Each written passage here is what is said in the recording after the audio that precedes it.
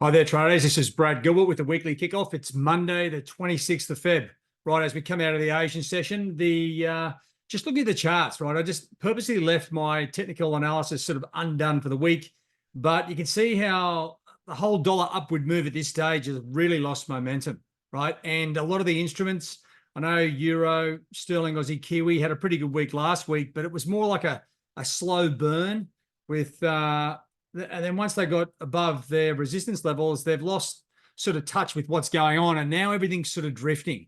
We are in dire need of some fresh numbers, right? And potentially this week, we do have some coming up with the US inflation PCE price index on Thursday, right? So just looking at the markets at the moment, and this is where you can actually sort of see a little bit more around what's actually happening.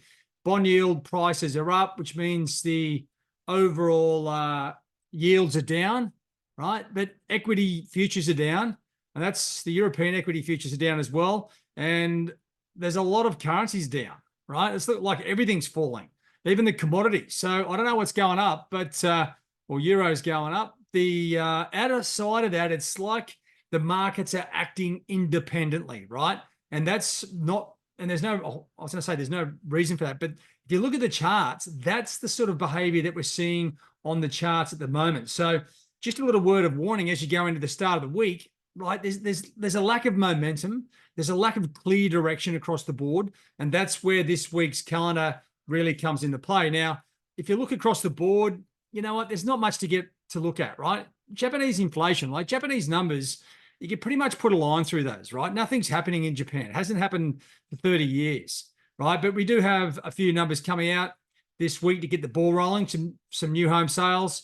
Durable goods is always a good historical number, as are the Case-Shiller S&P numbers there, right? The home price indexes and consumer confidence. So Monday, Tuesday, we get a bit of a feel for what's potentially happening on the dollar. The GfK consumer confidence numbers, not a major deal. I wouldn't be like sitting there sweating on it, but you know, stranger things have happened. Now, if I scroll down a touch, like the best trading days definitely coming into Thursday. Like Wednesday, we've got GDP numbers. Now they are worth looking at. We're getting to a stage now where the Fed are talking about inflation, employment's doing this, there's this and that.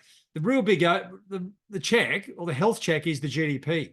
That tells us if everything is actually working or not. So keep an eye on that. Now, as on Wednesday morning as well, you're going to have the RBNZ interest rate decision, right? No change expected.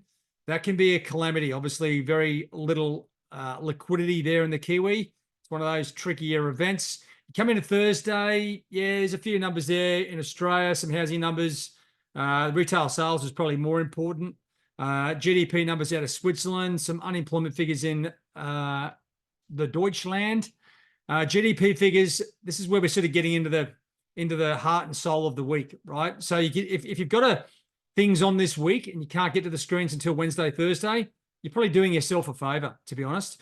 So Canadian GDP numbers, definitely like all these other countries now, the GDP numbers have been like nowhere. Right? No one's been looking for them. But now that the numbers are all balancing and the central banks are telling us this and that, it does come back. This is where the GDP numbers come back in and give us the overall health check. Yes, things are good, or no, they're actually terrible. And it can sort of have an impact on the central banks. Now, the PCE price index, personal spending, initial jobless claims, pending home sales. So we've got a real big batch of data coming out over like a couple of hours here on Thursday. Now, the PCE price index, that's a key number that the Fed watches very closely. So that'd be the pick of the bunch, right? And from what I was reading last week, the telltale signs for the PCE price index suggest the numbers are going to be a little bit stronger. Is that the last strong set of numbers we get, following the holiday spending season?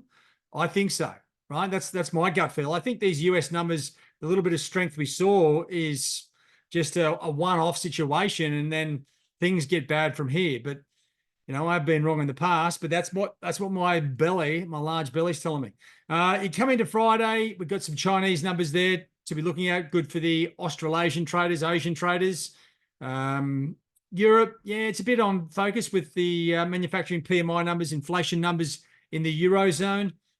You've got ISM manufacturing on Friday as well. This is another sort of a bigger number that, the Fed can hang their hat on and say, yeah, things are good or bad.